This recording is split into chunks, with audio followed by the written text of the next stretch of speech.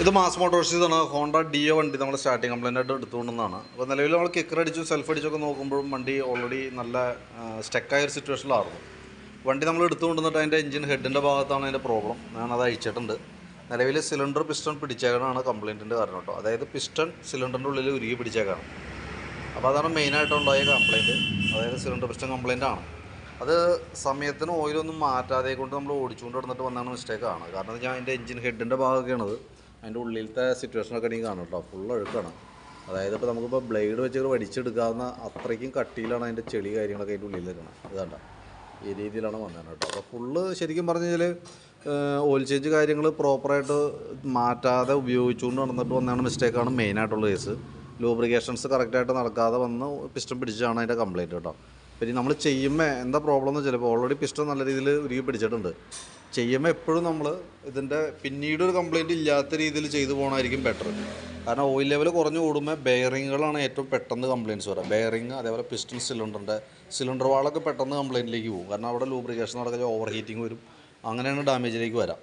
അപ്പോൾ നിലവിൽ നമുക്ക് ഈ ക്രാങ്ക് ഷാഫ്റ്റിൻ്റെ ഉണ്ടല്ലോ, ഈ ക്രാങ്ക് ഷാഫ്റ്റിൻ്റെ ഈ കണക്ടർ റോഡിന് ഇത് ഇത്രയും ഷെയ്ക്ക് കാണിക്കുന്നുണ്ട്, ഇത്രയും പ്ലേ കാണിക്കുന്നുണ്ട്. അപ്പം നിലവിൽ ആ ക്രാങ്ക് ഷാഫ്റ്റ് സിലിണ്ടർ അടക്കമുള്ള വർക്ക് ചെയ്തു പോവുകയാണെങ്കിൽ അതാണ് ഏറ്റവും ബെറ്റർ കേട്ടോ. പിന്നെ മെയിൻ്റനൻസ് പ്രോപ്പറായിട്ടല്ല നമ്മുടെ വാഹനത്തിന് നടന്നുകൊണ്ടിരിക്കുന്നത്. അപ്പോൾ അതിൻ്റേതായിട്ടുള്ള പ്രോബ്ലംസ് ഉണ്ട്. ഇപ്പോൾ എയർ ഫിൽറ്ററൊക്കെ ഡ്യൂപ്ലിക്കേറ്റ് കിടക്കുന്നത് തന്നെയല്ല. നമുക്ക് ഈ ക്ലച്ചിൻ്റെ ഭാഗത്തൊക്കെ ഫുള്ള് ഓയിലേക്കാണ്. അപ്പോൾ ചെയ്യുകയാണെങ്കിൽ ശരിക്കും ഫുള്ള് എൻജിൻ വർക്കായിട്ട് ചെയ്ത് റീസെറ്റ് ചെയ്യണതാണ് ഏറ്റവും ബെറ്റർ കേട്ടോ. ഇനി അതല്ലെങ്കിൽ നമുക്ക് ഈ സിലിണ്ടറിൻ്റെ കേസ് മാത്രം റെഡി ആക്കിയാലും നമുക്ക് തൽക്കാലം വേണമെങ്കിൽ ഓടിച്ചുകൊണ്ട് കിടക്കാം. പക്ഷേ നമുക്ക് എപ്പോഴും ഇങ്ങനത്തെ ഒരു കേസ് വരുമ്പോൾ നാളെ ഒരിക്കൽ ചിലവില്ലാത്ത രീതിയിലേക്ക് അത് ഒഴിവാക്കി വിടണമായിരിക്കും ബെറ്റർ. ഇപ്പോൾ സിലിണ്ടർ ഹെഡിൻ്റെ ഭാഗം മാത്രം നമ്മളിപ്പോൾ സിലിണ്ടറൊക്കെ ചിലവ് കുറയ്ക്കണമെങ്കിൽ ലെയ്ത്തിൽ കൊടുത്ത് ബോർ ചെയ്തൊക്കെ എടുക്കാനായിട്ട് പറ്റും. അങ്ങനെ വരുമ്പോഴുള്ള പ്രോബ്ലം എന്ന് വെച്ചാൽ താൽക്കാലിക ഒരു ആശ്വാസം മാത്രമേ ഉണ്ടാവുള്ളൂ. പിന്നീട് അത് കംപ്ലയിൻറ്റ്സ് വരാനുള്ള സാധ്യതയുണ്ട്. കാരണം ഞാൻ ഈ ക്രാങ്ക് ഷാഫ്റ്റിൻ്റെ കണക്ടർ റോഡിൻ്റെയൊക്കെ ബെയറിങ് പ്ലേ ഓൾറെഡി ഉണ്ട്. അത് എപ്പോഴാണ് അതൊരു സീരിയസ് ഇഷ്യൂലേക്ക് വന്നതെന്നുള്ള ദിവസം നമുക്ക് പറയാൻ പറ്റില്ല. അത് ചിലപ്പോൾ പെട്ടെന്ന് വരാണെന്നുണ്ടെങ്കിൽ പെട്ടെന്ന് തന്നെ കംപ്ലയിൻറ്റ് വരും. ഇനി അതല്ല അത്യാവശ്യം നമുക്ക് ടൈം കിട്ടുകയാണെന്നുണ്ടെങ്കിൽ അത് ലെക്ക് എന്ന് പറയാൻ പറ്റുള്ളൂ. അപ്പോൾ അതൊരു റിസ്ക്, എന്താ പറയുക, ഒരു റിസ്ക് എടുക്കുന്നതിന് തുല്യമാണ്, ഒരു ഭാഗ്യപരീക്ഷണമാണ്. അപ്പോൾ എപ്പോഴും നല്ലത് നമ്മൾ ഇങ്ങനെ വന്ന കേസിൽ ഫുള്ളായിട്ട് വാറണ്ടിയിൽ അങ്ങോട്ട് ചെയ്യുക. പാർട്സുകൾ മാറ്റിയിട്ട് പുതിയ പാർട്സ് സെറ്റ് ചെയ്തിട്ട് വണ്ടി എഞ്ചിൻ സെറ്റാക്കി ഇടുക. പിന്നെ ആ ഭാഗത്തേക്ക് നമ്മൾ തിരിഞ്ഞു നോക്കേണ്ടി വരില്ല. അപ്പോൾ അതായിരിക്കും കുറച്ചുകൂടി ബെറ്റർ കേട്ടോ. അപ്പോൾ ഞാൻ അതിൻ്റെ ഡീറ്റെയിൽ ആയിട്ടുള്ള എസ്റ്റിമേറ്റ് ഞാൻ വാട്സാപ്പിൽ ഇട്ട് തരാം. വീഡിയോ കണ്ടതിന് ശേഷം നോക്കിയിട്ടൊന്ന് റിപ്ലൈ ഇട്ടാൽ മതി. അതേപോലെ ഫുള്ളായിട്ട് ചെയ്യുന്നുണ്ടെങ്കിൽ നമുക്ക് ഗിയർ ബോക്സിൻ്റെ ഭാഗം കൂടി അടക്കം അഴിച്ചതിൻ്റെ ഓയിൽ സീൽ കാര്യങ്ങളൊക്കെ മാറ്റി ക്ലീൻ ചെയ്ത് പക്ക എഞ്ചിൻ്റെ ഭാഗം പെർഫെക്റ്റായ രീതിയിലേക്ക് നമുക്ക് ചെയ്തു പോകണമെങ്കിൽ അതാണ് ഏറ്റവും ബെറ്റർ. അതിന് ശേഷം നമ്മൾ എന്ത് ചെയ്യേണ്ടതെന്ന് വെച്ചാൽ കറക്റ്റ് ഓയിൽ ചേഞ്ച് കാര്യങ്ങളൊക്കെ പ്രോപ്പറായിരിക്കണം.